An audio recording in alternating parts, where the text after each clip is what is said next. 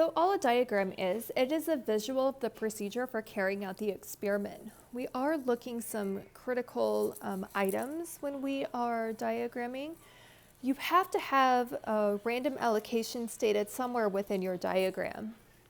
After you do your units, you have to show that you're randomly assigning treatments to each group. And then the end is your response variable. So, randomized comparative experiments. Remember, these are experiments using both comparison and randomization.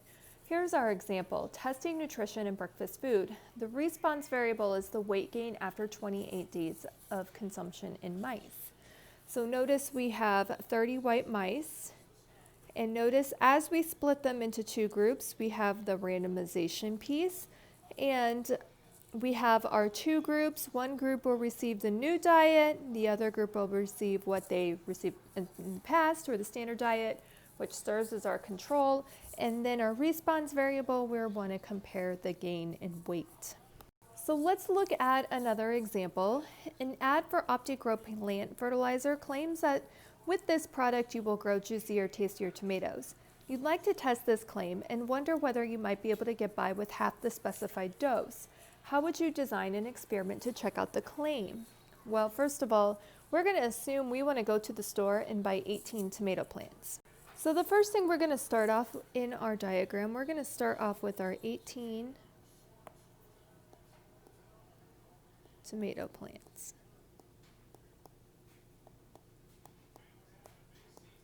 And as we look through our context, we want to test this claim and wonder if you might be able to get by the half of the specified dose.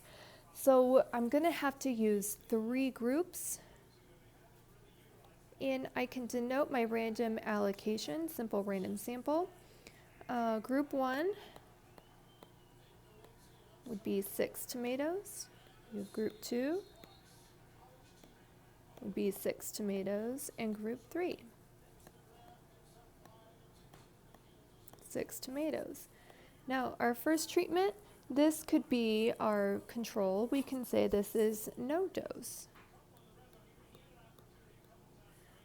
The next one we could get by with half the dose. And the third one, full dose. Now, there is a clue in the context that helps us decide what the response variable is. We want to grow juicier and tastier tomatoes, so we're going to compare the juice and taste.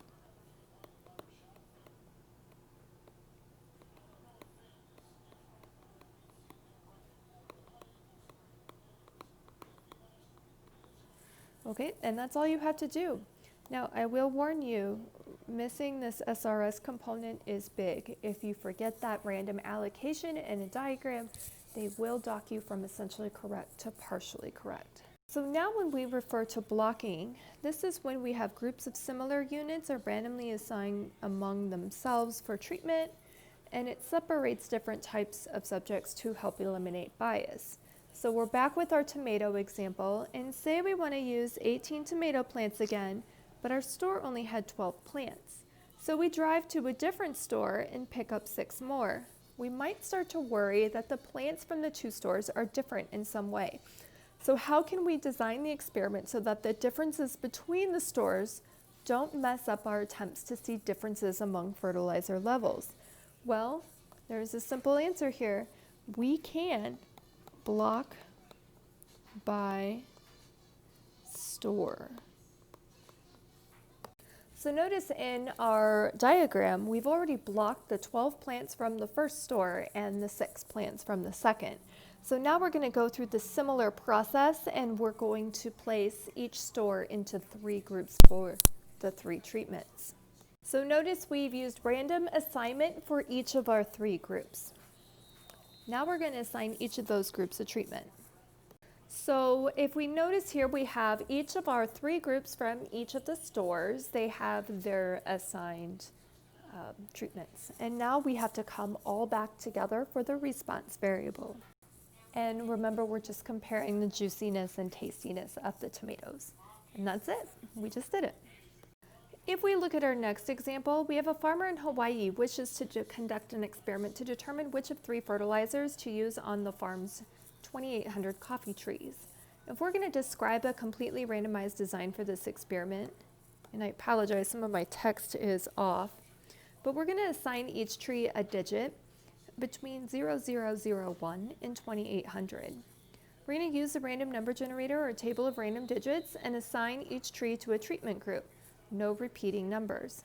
The first 933 trees will receive the first fertilizer, the next 933 trees receive the second fertilizer, and the remaining trees will receive the third fertilizer. Coffee trees will then be compared to see which fertilizer is best. The second part of this, the farm is on the side of the mountain and has been terraced into 3 sections. Notice we have lower terrace, middle terrace, upper terrace. The growing conditions on each terrace are different. Explain why a randomized block design would be beneficial for this experiment. So, and again, I apologize, some of my text is cut off. But by blocking, the variation caused by different growing conditions can be controlled and the effects of the fertilizers can be detected with more precision. So all you need to add here is with more precision. If we look at part C, we're going to use our map of the farm to describe a randomized block design for the experiment. Let's look at our sample answer.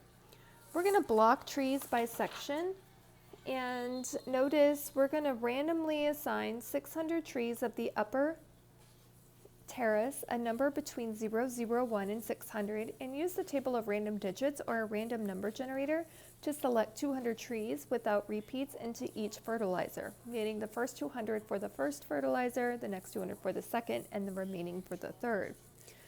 Because we have 1,000 trees in the middle terrace, we'll assign those trees a number from 0001 to 1,000 and use the same process as the upper terrace. Assign the 333 trees selected the first fertilizer, the next 333 the second fertilizer, and the rest the third. Coffee trees from each block are then compared. I think this answer is missing the lower terrace.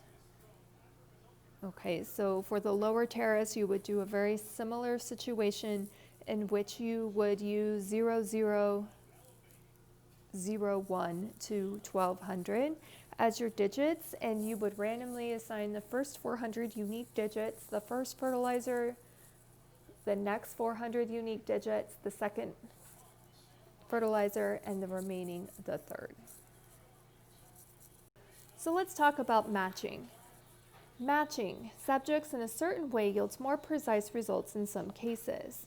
We like to use matching when we're comparing 2 treatments only, and usually these are 2 very similar treatments. 2 very similar subjects each get a treatment, or 1 subject gets 2 treatments, and the order of those treatments is randomized. Some examples here, we could do Coke versus Pepsi, or we could look at Tylenol versus Advil.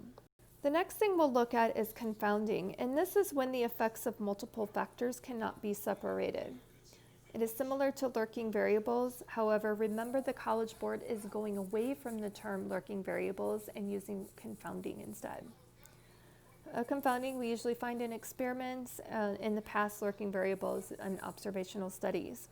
Here's an example. A study of coffee drinking and lung cancer. Initial results seem to show that there is a link between them, showing that drinking coffee leads to higher instances of lung cancer.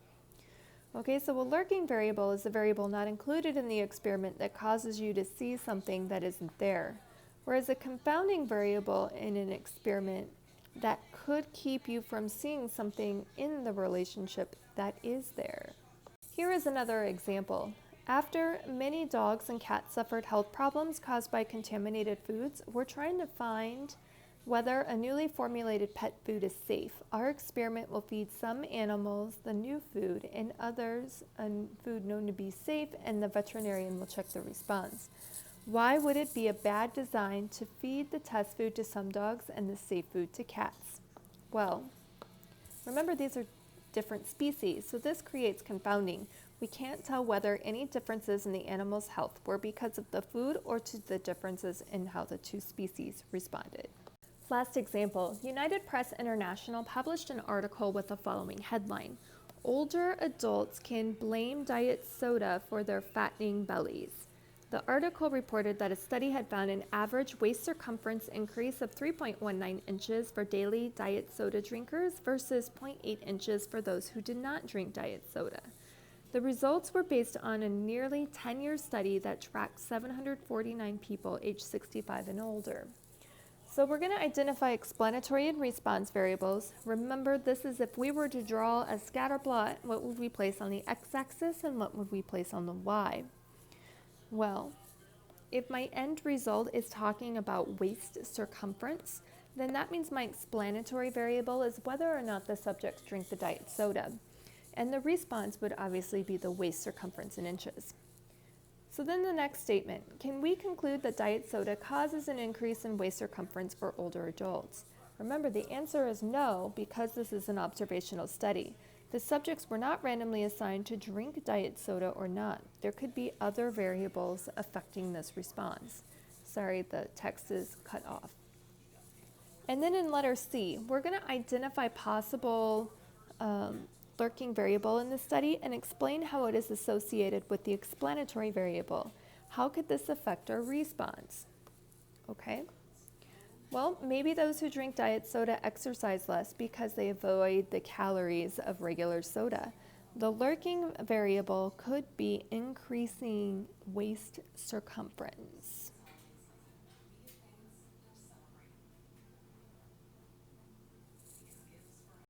And you are ready for practice. The end.